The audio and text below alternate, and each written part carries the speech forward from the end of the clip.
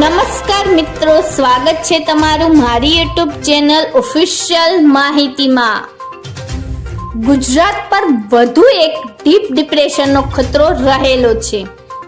સપ્ટેમ્બરમાં પણ મેઘરાજા ધડબડાટી બોલાવશે। તો આના વિશેની સંપૂર્ણ માહિતી મેળવવા માટે આ વિડિયોને અંત સુધી જરૂર નિહાળજો અને હજુ સુધી મારી ચેનલને સબસ્ક્રાઇબ ના કરી હોય તો સબસ્ક્રાઇબ કરી લેજો।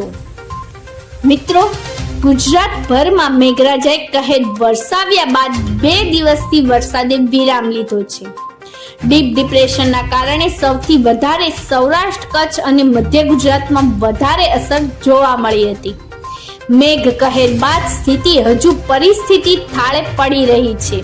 ત્યાં ફરી ઓડિશા પર ડીપ ડિપ્રેશન સક્રિય થયું છે, જેને કારણે ગુજરાતમાં આગામી 5 દિવસ ભારેથી અતિ ભારે વરસાદની આગાહી હવામાન વિભાગ દ્વારા કરવામાં આવી છે। હવામાન વિભાગે સાથે જ સપ્ટેમ્બર મહિનાનું લાંબા ગાળાનું પૂર્વાનુમાન જાહેર કર્યું છે। ગુજરાતના આગામી 5 દિવસ અલગ અલગ વિસ્તારોમાં ભારેથી અતિ ભારે વરસાદની શક્યતા રહેલી છે। ખેડૂતો વરાપ નીકળે તેની રાહ જોઈ રહ્યા છે, પરંતુ બીજી બાજુ એક પછી એક સિસ્ટમ બની રહી છે। સપ્ટેમ્બર મહિનામાં દેશના મોટા ભાગના વિસ્તારોમાં સામાન્યથી વધુ વરસાદ થવાની શક્યતા છે। ગુજરાતમાં સપ્ટેમ્બર મહિનામાં સામાન્ય અથવા સામાન્ય કરતાં વધુ વરસાદ થવાની સંભાવના રહેલી છે। ચોમાસાના અંતમાં લા નીનોની પરિસ્થિતિ સાનુકૂળ રહેવાની પણ સંભાવના છે। ગુજરાતમાં 100% કરતાં વધુ વરસાદ નોંધાઈ ગયો છે, ત્યારે હજુ પણ સપ્ટેમ્બર મહિનામાં પણ સામાન્ય કરતાં વધારે વરસાદની શક્યતા રહેલી છે। મિત્રો, કહેવાય છે કે લાનીનો વર્ષમાં ચોમાસું શરૂ કહે છે।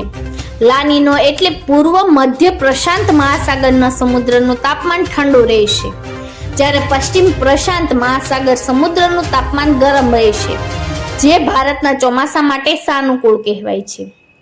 મિત્રો, સાથે જ તે ગુજરાતમાં ખાસ કરીને અત્યાર સુધીનો સરેરાશ 111.21% વરસાદ નોંધાયો છે।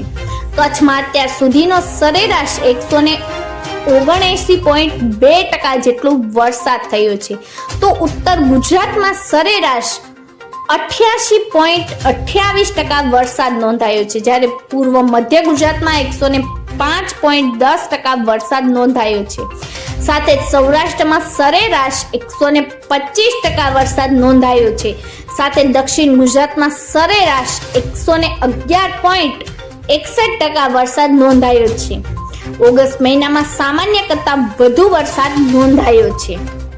મિત્રો, આવી જ વધુ માહિતી મેળવતી રહેવા માટે મારી ચેનલ સાથે જોડાયેલા રહેજો।